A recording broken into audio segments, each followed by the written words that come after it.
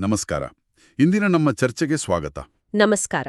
ನಮ್ಮ ಮುಂದಿರುವುದು 3 ವಿಭಿನ್ನ ಕಾಲಘಟ್ಟದ 3 ಬೇರೆ ಬೇರೆ ಲೇಖಕರು ಬರೆದ 3 ಬರಹಗಳು. ಹೌದು, ಯೋವಾನ್ನ, ಯೆಶಾಯ ಮತ್ತು ಪೌಲ. ಅದೇ, ನೋಡೋಕೆ ಇವು ಒಂದಕ್ಕೊಂದು ಸಂಬಂಧ ಇಲ್ಲದ ಹಾಗೆ ಕಾಣ್ಬೋದು.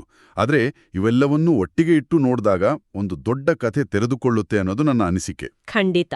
ಒಬ್ಬ ವ್ಯಕ್ತಿ ಯಾರು ಅನ್ನೋದ್ರಿಂದ ಶುರುವಾಗಿ ಅವರ ಕೆಲಸದ ವ್ಯಾಪ್ತಿ ಏನು ಅಂತ ಹೇಳಿ ಕೊನೆಗೆ ಅದರಿಂದ ಒಂದು ಇಡೀ ಸಮುದಾಯ ಹೇಗೆ ಹುಟ್ಟುಕೊಳ್ತು ಅನ್ನೋವರೆಗಿನ ಒಂದು ಕಥೆ. ಈ ಕಥೆಯನ್ನೇ ನಾವು ಇಂದು ಬಿಡಿಸಿ ನೋಡೋಣ. ಖಂಡಿತ, ಶುರು ಮಾಡೋಣ. ಈ ಕಥೆಯನ್ನ ಶುರು ಮಾಡೋಕೆ ನಾವೊಂದು ನಾಟಕೀಯ ಸನ್ನಿವೇಶಕ್ಕೆ ಹೋಗ್ಬೇಕು. ಯೋರ್ದನ್ ನದಿಯ ದಡ. ಹೌದು, ಜನಜಂಗುಳಿ ಇದೆ. ಅಲ್ಲಿ ಒಬ್ಬ ವ್ಯಕ್ತಿ ಇನ್ನೊಬ್ಬ ವ್ಯಕ್ತಿಯನ್ನು ತೋರಿಸಿ ಇಡೀ ಜಗತ್ತಿನ ಕಥೆಯನ್ನೇ ಬದಲಿಸುವಂತ ಒಂದು ಮಾತನ್ನು ಹೇಳ್ತಾನೆ. ಯೋಹಾನನು ಯೇಸುವನ್ನು ನೋಡಿ, ಇಗೋ ನೋಡಿ, ದೇವರ ಕುರಿಮರಿ, ಲೋಕದ ಪಾಪಗಳನ್ನು ಪರಿಹರಿಸುವವರು ಇವರೇ ಅಂತ ಘೋಷಿಸ್ತಾನೆ. ಹೌದು. ನನಗೆ ದೇವರ ಕುರಿಮರಿ ಅನ್ನೋ ಪದ ಕೇಳಿದಾಗ ಮೊದಲು ನೆನಪಾಗೋದು ಒಂದು ಮುಗ್ಧ ಸೌಮ್ಯ ಪ್ರಾಣಿ. ಆದ್ರೆ ಆ ಕಾಲದ ಜನರಿಗೆ ಇದು ಕೇಳಿದ ತಕ್ಷಣ ರಕ್ತ, ಬಲಿದಾನ, ಪಾಪ ಪರಿಹಾರ ಇವೆಲ್ಲ ನೆನಪಿಗೆ ಬರ್ತಿತ್ತ. ಅದು ಬಹಳ ಗಂಭೀರವಾದ ಪದ ಅಲ್ವಾ? ಖಂಡಿತ. ಇವತ್ತು ನಮಗೆ ಕುರಿಮರಿ ಅಂದ್ರೆ ಮುಗ್ಧತೆಯ ಸಂಕೇತ.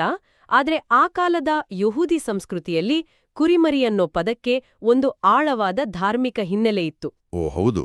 ಪ್ರತಿ ವರ್ಷ ಪಸ್ಕ ಹಬ್ಬದಲ್ಲಿ ದೇವದೂತನು ಈಜಿಪ್ಟಿನವರ ಮನೆಗಳನ್ನ ದಾಟಿ ಹೋದದ್ದರ ನೆನಪಿಗಾಗಿ ಒಂದು ಕುರಿಯನ್ನ ಬಲಿ ಕೊಡ್ತಿದ್ರು. ಸರಿ. ಹಾಗೆಯೇ ದೇವಾಲಯದಲ್ಲಿ ಜನರ ಪಾಪಗಳಿಗಾಗಿ ಪ್ರತಿದಿನ ಕುರಿಗಳನ್ನ ಬಲಿಯರ್ಪಿಸಲಾಗ್ತಿತ್ತು. ಹೌದೌದು. ಹಾಗಾಗಿ ಯೋವಾನನು ಯೇಸುವನ್ನು ದೇವರ ಕುರಿಮರಿ ಅಂದಾಗ ಅಲ್ಲಿದ್ದ ಜನರಿಗೆ ತಕ್ಷಣ ಹೊಳೆದಿದ್ದು, ಇವರು ಸಾಮಾನ್ಯ ವ್ಯಕ್ತಿಯಲ್ಲ, ಇವರು ಪಾಪಗಳಿಗಾಗಿ ತಮ್ಮನ್ನೇ ಅರ್ಪಿಸಿಕೊಳ್ಳುವ ಅಂತಿಮ ಬಲಿ ಅನ್ನೋದು. ವಾವ್.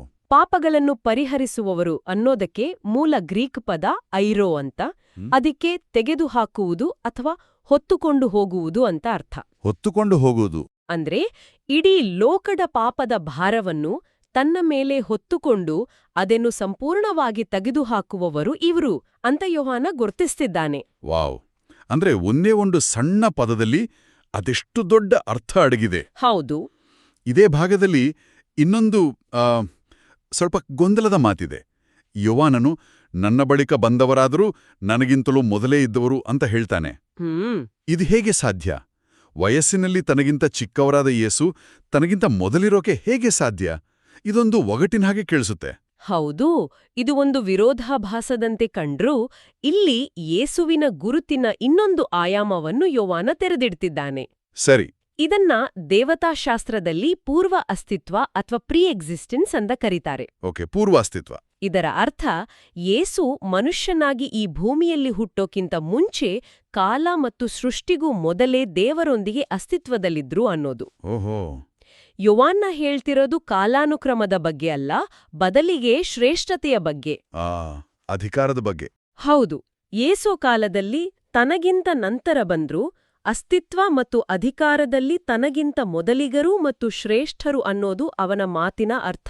ಹಾಗಾದ್ರೆ ಇದು ಒಂದು ರೀತಿ ಸಿನಿಮಾದಲ್ಲಿರೋ ಪಾತ್ರಧಾರಿ ತರಹ ಅಲ್ಲ, ಬದಲಿಗೆ ಆ ಸಿನಿಮಾದ ನಿರ್ದೇಶಕನೇ ಒಂದು ಪಾತ್ರವಾಗಿ ತೆರೆ ಮೇಲೆ ಬಂದ ಹಾಗೆ. ಹೌದು, ಅತ್ಯುತ್ತಮವಾದ ಹೋಲಿಕೆ. ಅವರು ತೆರೆ ಮೇಲೆ ಕಾಣಿಸ್ಕೊಳ್ಳೋಕ್ಕಿಂತ ಮುಂಚೆಯೇ ಅಸ್ತಿತ್ವದಲ್ಲಿರ್ತಾರೆ ಮತ್ತು ಇಡೀ ಕಥೆಯ ನಿಯಂತ್ರಣ ಅವರ ಕೈಯಲ್ಲಿರುತ್ತೆ. ನಿಖರವಾಗಿ ಅದೇ ಭಾವನೆ. ಅದಕ್ಕಾಗಿಯೇ ಯೋವಾನನೂ ತನ್ನ ಪಾತ್ರದ ಬಗ್ಗೆ ಬಹಳ ಸ್ಪಷ್ಟವಾಗಿದ್ದ. ಇಸ್ರಾಯೇಲರಿಗೆ ಇವರನ್ನು ತೋರ್ಪಡಿಸಬೇಕೆಂದೇ ನಾನು ನೀರಿನಿಂದ ಸ್ನಾನದೀಕ್ಷೆ ಕೊಡುತ್ತಾ ಬಂದೆನು ಅಂತ ಆತನೇ ಹೇಳ್ತಾನೆ. ಅಂದ್ರೆ ಅವನ ಕೆಲ್ಸ ಬರೀ ಪರಿಚಯ ಮಾಡೋದಷ್ಟೇ. ಅಷ್ಟೇ. ಆತನ ಕೆಲ್ಸ ಯೇಸುವನ್ನು ಜಗತ್ತಿಗೆ ಪರಿಚಯಿಸುವುದು ಮಾತ್ರವಾಗಿತ್ತು. ಅದು ಒಂದು ರೀತಿಯಲ್ಲಿ ಏನದು ಈಗಿನ ಸಿನಿಮಾ ಟ್ರೇಲರ್ ತರಹ. ಟ್ರೇಲರ್ ಮುಖ್ಯವಲ್ಲ, ಸಿನಿಮಾ ಮುಖ್ಯ. ಹೌದು ಹೌದು. ಯೋವಾನನು ತಾನು ಕೇವಲ ಟ್ರೇಲರ್, ಬರಲಿರುವ ಸಿನಿಮಾ ಅದ್ಭುತವಾಗಿದೆ ಅಂತ ಹೇಳ್ತಿದ್ದಾನೆ. ತಾನೂ ಮುಖ್ಯವಲ್ಲ, ಬರಲಿರುವಾತನೇ ಮುಖ್ಯ ಅನ್ನೋ ಒಂದು ಸ್ಪಷ್ಟತೆ ಆತನಲ್ಲಿತ್ತು. ಖಂಡಿತ. ಸರಿ. ಹಾಗಾದ್ರೆ ಯೇಸುವಿನ ಗುರುತು ದೇವರ ಕುರಿಮರಿ ಮತ್ತು ಪೂರ್ವಾಸ್ತಿತ್ವ ಹೊಂದಿದ ದೇವರ ಪುತ್ರ ಅಂತ ಸ್ಪಷ್ಟವಾಯ್ತು. ಹಾಗಾದ್ರೆ ಇಂತಹ ಗುರುತಿರುವ ವ್ಯಕ್ತಿಯ ಕೆಲಸವಾದರೂ ಏನು? ಬಹುಶಃ ನಮ್ಮ 2ನೇ ಆಕರವಾದ ಯೆಶಾಯನ ಗ್ರಂಥ ಇದಕ್ಕೆ ಉತ್ತರ ಕೊಡಬಹುದು ಅನ್ಸುತ್ತೆ. ಹೌದು. ಯೆಶಾಯನ ಗ್ರಂಥದಲ್ಲಿ ದೇವದಾಸನೊಬ್ಬನ ಬಗ್ಗೆ ಪ್ರವಾದನೆ ಇದೆ. ದೇವದಾಸ. ಆ ದಾಸನ ಕೆಲಸ ಏನು ಅನ್ನೋದನ್ನ ದೇವರು ವಿವರಿಸ್ತಾರೆ. ಆರಂಭದಲ್ಲಿ ಆ ಕೆಲಸ ಬಹಳ ನಿರ್ದಿಷ್ಟವಾಗಿತ್ತು. ಹೇಗಿತ್ತು? ಯಾಕೋಬಿಯರನ್ನು ತನ್ನ ಬಳಿಗೆ ಕರೆತರಲು, ಇಸ್ರಾಯೇಲರನ್ನು ತನ್ನೊಂದಿಗೆ ಸೇರಿಸಿಕೊಳ್ಳಲು. ಅಂದ್ರೆ ಚದುರಿ ಹೋಗಿದ್ದ ಇಸ್ರೇಲ್ ಜನಾಂಗವನ್ನು ಮತ್ತೆ ಒಗ್ಗೂಡಿಸುವುದು. ಸರಿ, ಅದು ಕೂಡ ದೊಡ್ಡ ಕೆಲಸವೇ. ಆದರೆ ದೇವರು ಇದು ಮಹತ್ಕಾರ್ಯವೇನೂ ಅಲ್ಲ ಅಂತಾರೆ. ಓ, ಅಂದ್ರೆ ಇದು ನೀನು ಮಾಡಬೇಕಾದ ದೊಡ್ಡ ಕೆಲಸದಲ್ಲಿ ಒಂದು ಸಣ್ಣ ಭಾಗವಷ್ಟೇ ಅಂತ. ಇದೇ ನನಗೆ ಬಹಳ ಆಸಕ್ತಿಕರವಾಗಿ ಕಂಡಿದ್ದು. ಒಂದು ಇಡೀ ಜನಾಂಗವನ್ನು ಒಗ್ಗೂಡಿಸುವುದೇ ಒಂದು ದೊಡ್ಡ ಕೆಲಸ.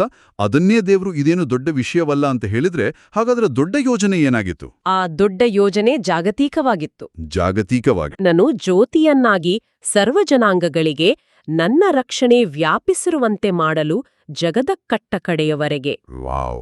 ಇಲ್ಲಿ ಆ ದಾಸನ ಕೆಲಸದ ವ್ಯಾಪ್ತಿ ಒಂದು ಜನಾಂಗದ ಗಡಿಯನ್ನು ದಾಟಿ ಇಡೀ ಜಗತ್ತಿಗೆ ವಿಸ್ತರಿಸ್ತಿದೆ.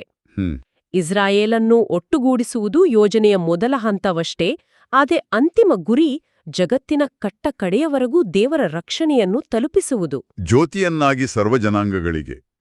ಈ ರೂಪಕದ ಬಗ್ಗೆ ಸ್ವಲ್ಪ ವಿವರಿಸಬಹುದೇ? ಖಂಡಿತ. ಆ ಕಾಲದಲ್ಲಿ ಯೋಚಿಸಿ, ಇವತ್ತಿನ ಹಾಗೆ ರಾತ್ರಿ ಹೊತ್ತು ಬೀದಿ ದೀಪಗಳಿರ್ಲಿಲ್ಲ. ಹೌದು, ಪೂರ್ತಿ ಕತ್ಲು. ರಾತ್ರಿ ಆಯ್ತಂದ್ರೆ ಜಗತ್ತೇ ಕತ್ಲು, ಪ್ರಯಾಣ ಅಪಾಯಕಾರಿ. ಆಗ ಒಂದು ಸಣ್ಣ ದೀಪ ಕೂಡ ದಾರಿ ತೋರಿಸಿ ಜೀವ ಉಳಿಸಬಲ್ಲದು. ನಿಜ. ಇಲ್ಲಿ ಜ್ಯೋತಿ ಅಂದ್ರೆ ಕೇವಲ ಜ್ಞಾನವಲ್ಲ, ಅದು ಅಕ್ಷರಶಃ ಅಪಾಯದಿಂದ, ಅಜ್ಞಾನದ ಕತ್ತಲಿನಿಂದ ಪಾರುಮಾರುವ ಒಂದು ಜೀವಾಧಾರ. ಸರಿ ಸರಿ. ಯಹೂದೇತರ ಜನಾಂಗಗಳು ದೇವರ ದೃಷ್ಟಿಯಲ್ಲಿ ಈ ಕತ್ತಲೆಯಲ್ಲಿದ್ರು. ಅವರಿಗೆ ದೇವರ ಸತ್ಯವನ್ನ ಮತ್ತು ರಕ್ಷಣೆಯ ಮಾರ್ಗವನ್ನು ತೋರಿಸುವ ಬೆಳಕೆ ಈ ದಾಸ. ಓ, ಇದು ಯೋವಾನನು ಹೇಳಿದ ಲೋಕದ ಪಾಪಗಳನ್ನು ಹೊರುವ ಕುರಿಮರಿಯ ಮಾತಿಗೆ ನೇರವಾಗಿ ಸಂಬಂಧ ಕಲ್ಪಿಸುತ್ತೆ ಅಲ್ವಾ? ನಿಖರವಾಗಿ. ರಕ್ಷಣೆ ಕೇವಲ ಇಸ್ರೇಲಿಗರಿಗೆ ಮಾತ್ರವಲ್ಲ, ಇಡೀ ಲೋಕಕ್ಕೆ ಅನ್ನೋದನ್ನ ಈ ಎರಡೂ ಬರಹಗಳು ಸ್ಪಷ್ಟಪಡಿಸ್ತವೆ. ಇದರಲ್ಲಿ ಇನ್ನೊಂದು ಅಂಶವಿದೆ. ನೀನೆನ್ನ ದಾಸ, ನನ್ನ ಮಹಿಮೆ ಬೆಳಗಿಸುವ ಇಸ್ರೇಲ್ ಎಂದು ದೇವರು ಮೊದಲು ಹೇಳ್ತಾರೆ. ಅಂದ್ರೆ ಈ ದಾಸನೇ ಇಡೀ ಇಸ್ರೇಲ್ ಜನಾಂಗದ ಪ್ರತಿನಿಧಿಯಂತೆ. ಇಡೀ ಜನಾಂಗವು ಏನು ಮಾಡಬೇಕಿತ್ತೋ ಆ ಕೆಲಸವನ್ನ ಈ ಒಬ್ಬ ವ್ಯಕ್ತಿ ಮಾಡ್ತಿದ್ದಾನೆ ಅಂತ ಅರ್ಥೈಸಬಹುದೇ? ಅತ್ಯುತ್ತಮವಾದ ಗ್ರಹಿಕೆ. ಹೌದು, ಇಸ್ರೇಲ್ ಜನಾಂಗವನ್ನ ದೇವರು ಇಡೀ ಜಗತ್ತಿಗೆ ತನ್ನ ಬೆಳಕಾಗಿರಲು ಆಯ್ಕೆ ಮಾಡಿದ್ರು, ಆದ್ರೆ ಅವರು ಆ ಕೆಲಸದಲ್ಲಿ ವಿಫಲರಾದ್ರು. ಹಾಗಾಗಿ ಈ ದೇವದಾಸನು ಆ ಜವಾಬ್ದಾರಿಯನ್ನ ಪೂರೈಸ್ತಾನೆ. ಆತನೇ ನಿಜವಾದ ಇಸ್ರೇಲಾಗಿ ದೇವರ ಮಹಿಮೆಯನ್ನ ಮತ್ತು ರಕ್ಷಣೆಯನ್ನ ಜಗತ್ತಿನ ಮೂಲೆ ಮೂಲೆಗೆ ತಲುಪಿಸ್ತಾನೆ. ವಾವ್! ಇದು ಒಬ್ಬ ವ್ಯಕ್ತಿಯ ಗುರುತು ಮತ್ತು ದೌತ್ಯ ಇಡೀ ಜನಾಂಗದ ಕಥೆಯನ್ನೇ ಹೇಗೆ ಪೂರ್ಣಗೊಳಿಸುತ್ತೆ ಅನ್ನೋದಕ್ಕೊಂದು ಶ್ರೇಷ್ಠ ಉದಾಹರಣೆ. ಸರಿ, ಹಾಗಾದ್ರೆ ಕಥೆ ಇಲ್ಲಿಯವರೆಗೆ ಹೀಗಿದೆ. ಒಬ್ಬ ವಿಶಿಷ್ಟ ಗುರುತಿನ ವ್ಯಕ್ತಿ ಇದ್ದಾನೆ. ಹೌದು. ಅವನ ಕೆಲಸ ಕೇವಲ ಒಂದು ಜನಾಂಗಕ್ಕಲ್ಲ, ಇಡೀ ಜಗತ್ತಿಗೆ ಬೆಳಕು ಕೊಡುವುದು. ಆದರೆ ಇದರ ಪರಿಣಾಮವೇನು? ಈ ದೊಡ್ಡ ಕಲ್ಪನೆ ನಿಜ ಜೀವನದಲ್ಲಿ ಸಾಮಾನ್ಯ ಜನರ ಮಧ್ಯೆ ಹೇಗೆ ಕಾಣಿಸುತ್ತೆ? ಬಹುಶಃ ಅದಕ್ಕುತ್ತರ ನಮ್ಮ 3ನೇ ಆಕರವಾದ ಕೊರಿಂಥದ ಪತ್ರದಲ್ಲಿ ಸಿಗ್ಬಹುದೇನೋ? ಖಂಡಿತ.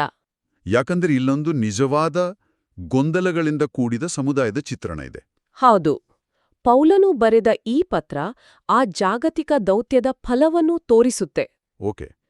ಪೌಲನು ಪತ್ರವನ್ನು ಶುರು ಮಾಡೋದೇ ತನ್ನನ್ನು ದೇವರ ಚಿತ್ತಾನುಸಾರ ಕರೆಹೊಂದಿದ ಪ್ರೇಷಿತ ಅಂತ ಪರಿಚಯಿಸಿಕೊಳ್ಳುವ ಮೂಲಕ. ಅಂದ್ರೆ ತನ್ನ ಅಧಿಕಾರ ತಾನಾಗೆ ತೆಗೆದುಕೊಂಡಿದ್ದಲ್ಲ, ದೇವರಿಂದಲೇ ಬಂದಿದ್ದು ಅಂತ ಸ್ಪಷ್ಟಪಡಿಸ್ತಾನೆ. ಸರಿ. ಆದ್ರೆ ಇದಕ್ಕಿಂತ ಮುಖ್ಯವಾದ ವಿಷಯವೆಂದ್ರೆ ಈ ಪತ್ರವನ್ನು ಯಾರಿಗೆ ಬರೆಯಲಾಗಿದೆ ಅನ್ನೋದು. ಹೌದು, ಆತ ಕೇವಲ ಕೊರಿಂಥದಲ್ಲಿರುವ ದೇವಸಭೆಗೆ ಅಂತ ಹೇಳಿ ನಿಲ್ಲಿಸುವುದಿಲ್ಲ. ಇಲ್ಲ. ಬದಲಿಗೆ ಹಾಗೂ ಪ್ರಭು ಯೇಸುಕ್ರಿಸ್ತರನ್ನು ಎಲ್ಲೆಡೆಯೂ ನಾಮಸ್ಮರಣೆ ಮಾಡುವ ಸರ್ವಜನರಿಗೂ ಅಂತ ಸೇರಿಸ್ತಾನೆ. ಅದೇ.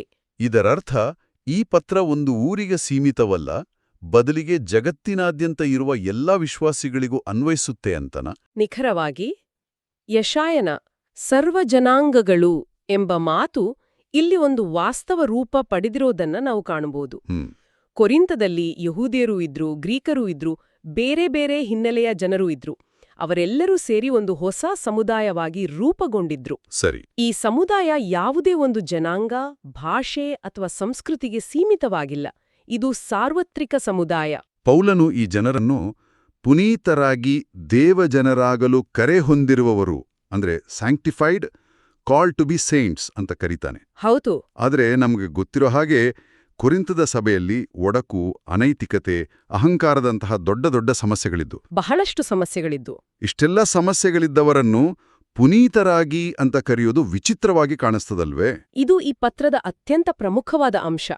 ಪುನೀತರಾಗಿ ಅಥವಾ ಸೇಂಟ್ಸ್ ಅಂದ್ರೆ ಪಾಪವೇ ಇಲ್ಲದ ಪರಿಪೂರ್ಣರು ಅಂತಲ್ಲ. ಓ ಹಾಗಲ್ವಾ?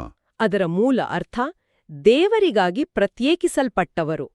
ಪೌಲನ ದೃಷ್ಟಿಯಲ್ಲಿ ಅವರ ಈ ಸ್ಥಾನಮಾನವು ಅವರ ಸ್ವಂತ ನಡವಳಿಕೆ ಅಥವಾ ಅರ್ಹತೆಯಿಂದ ಬಂದಿದ್ದಲ್ಲ. ಓಕೇ. ಬದಲಿಗೆ ಕ್ರಿಸ್ತ ಯೇಸುವಿನಲ್ಲಿ ಅವರಿಗೆ ಉಚಿತವಾಗಿ ದೊರೆತ ಒಂದು ದೈವಿಕ ಸ್ಥಾನ. ಅವರ ಗುರುತು ಅವರ ಅರ್ಹತೆಯ ಮೇಲೆ ನಿಂತಿರ್ಲಿಲ್ಲ, ದೇವರ ಕರೆಯ ಮೇಲೆ ನಿಂತಿತ್ತು. ದೇವರ ಕರೆಯ ಮೇಲೆ. ಹೌದು. ಹಾಗಾಗಿ ಅವರ ನಡವಳಿಕೆ ಎಷ್ಟೇ ಕೆಟ್ಟದಾಗಿದ್ರೂ ಅವರ ಗುರುತು ಮಾತ್ರ ದೇವರಿಂದ ಸುರಕ್ಷಿತವಾಗಿತ್ತು. ಒಂದು ಕಡೆ ಇವರನ್ನು ಪುನೀತರಾಗಿ ಕರೆಯುತ್ತಾ, ಇನ್ನೊಂದು ಕಡೆ ಮುಂದಿನ ಅಧ್ಯಾಯಗಳಲ್ಲಿ ಅವರ ತಪ್ಪುಗಳನ್ನು ಒಂದೊಂದಾಗಿ ಪಟ್ಟಿ ಮಾಡುವುದನ್ನು ನೋಡಿದ್ರೆ ಇದು ನಮ್ಮೆಲ್ಲರ ಕಥೆಯ ಹಾಗೆ ಕಾಣಿಸುತ್ತೆ. ಹೌದಲ್ಲ? ನಮ್ಮ ಗುರುತು ಒಂದು, ನಮ್ಮ ದಿನನಿತ್ಯದ ನಡವಳಿಕೆ ಇನ್ನೊಂದು. ಪೌಲನು ಮೊದಲು ನೀವು ಯಾರು ಎಂಬುದನ್ನು ನೆನಪಿಸುವ ಮೂಲಕ ನೀವು ಹೇಗೆ ಬದುಕಬೇಕು ಎಂಬುದನ್ನು ಕಲಿಸ್ತಿದ್ದಾನೆ. ಹೌದು. ಆ ಸಮುದಾಯದ ಅಡಿಪಾಯವೇ ಮಾನವನ ಪ್ರಯತ್ನದ ಮೇಲೆ ಇಲ್ಲ, ಬದಲಿಗೆ ದೇವರ ಉಪಕ್ರಮದ ಮೇಲೆ ಇದೆ ಅನ್ನೋದನ್ನ ಇದು ತೋರಿಸುತ್ತೆ. ಆ ಅಡಿಪಾಯವನ್ನು ಆತ ಪತ್ರದ ಶುಭಾಶಯದಲ್ಲೇ ಸ್ಪಷ್ಟಪಡಿಸ್ತಾನೆ. ನಮ್ಮ ತಂದೆಯಾದ ದೇವರಿಂದಲೂ ಪ್ರಭುವಾದ ಏಸು ಕ್ರಿಸ್ತರಿಂದಲೂ ನಿಮಗೆ ಅನುಗ್ರಹ ಮತ್ತು ಶಾಂತಿ ಸಮಾಧಾನ ಲಭಿಸಲಿ ಅಂತ ಆತ ಹೇಳ್ತಾನೆ. ಇದೊಂದು ಸಾಮಾನ್ಯ ಶುಭಾಶಯದ ಹಾಗೆ ಕಾಣಿಸುತ್ತೆ. ಆದರೆ ನೀವು ಹೇಳೋದು ನೋಡಿದ್ರೆ ಇಲ್ಲೂ ಏನೋ ಆಳ್ವಾದ ಅರ್ಥ ಅಡಗಿರುವಂತಿದೆ. ಖಂಡಿತ. ಅನುಗ್ರಹ ಅಂದ್ರೆ ಗ್ರೇಸ್ ಅಥವಾ ಚಾರಿಸ್ ಅನ್ನೋದು ಗ್ರೀಕ್ ಸಂಸ್ಕೃತಿಯಲ್ಲಿ ಬಳಸ್ತಿದ್ದ ಶುಭಾಶಯ. ಸರಿ. ಶಾಂತಿ ಸಮಾಧಾನ ಅಂದ್ರೆ ಪೀಸ್ ಅಥವಾ ಶಲೋಮ್ ಅನ್ನೋದು ಯಹೂದಿ ಸಂಸ್ಕೃತಿಯ ಶುಭಾಶಯ. ಓಕೆ, ಗ್ರೀಕ್ ಮತ್ತು ಯಹೂದಿ. ಪೌಲನು ಉದ್ದೇಶಪೂರ್ವಕವಾಗಿ ಇವೆರಡನ್ನೂ ಒಟ್ಟಿಗೆ ಸೇರಿಸ್ತಾನೆ. ಇದರ ಮೂಲಕ ಯೇಸುವಿನಲ್ಲಿ ಯಹೂದಿ ಮತ್ತು ಗ್ರೀಕರ ನಡುವಿನ ಗೋಡೆಗಳು ಒಡೆದು ಹೋಗಿವೆ ಅನ್ನೋದನ್ನ ಸಂಕೇತಿಸ್ತಾನೆ. ವಾವ್.